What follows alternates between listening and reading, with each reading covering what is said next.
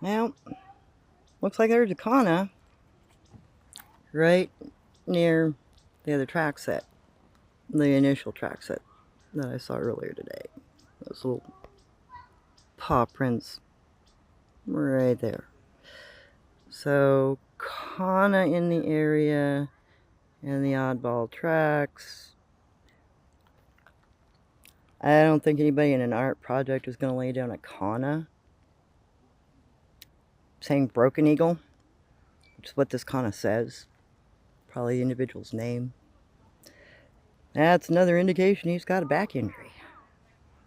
Probably walks with a cane or a stick.